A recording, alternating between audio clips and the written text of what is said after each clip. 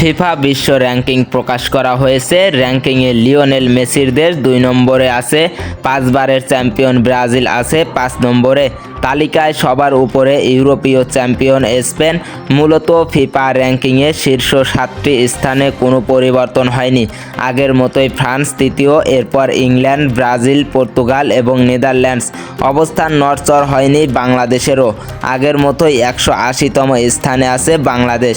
প্রতিবেশী ভারত এক ধাপ এগোলেও আছে 141তম স্থানে। বাংলাদেশের চেয়ে 2 ধাপ নিচে নেপাল। সাব অঞ্চলের অন্য 2 দেশ শ্রীলঙ্কা ও পাকিস্তান আছে যথাক্রমে 194 ও 199তম স্থানে। আফ্রিকা কাপ অব নেশনসের কারণে র্যাঙ্কিংয়ে সবচেয়ে বড় প্রভাব পড়েছে। সেনেগালের কাছে ফাইনাল হারলেও মরক্কো তাদের ইতিহাসের সর্বোচ্চ ফিফা র্যাঙ্কিং অর্জন করেছে।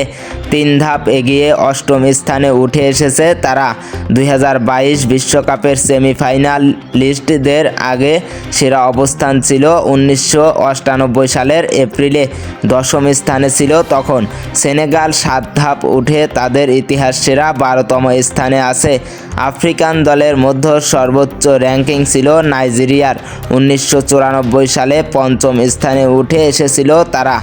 আর আরব দেশের মধ্যে সর্বোচ্চ র্যাঙ্কিং ছিল মিশরের, 2010 সালের জুলাইয়ে 9ম স্থানে পৌঁছেছিল তারা।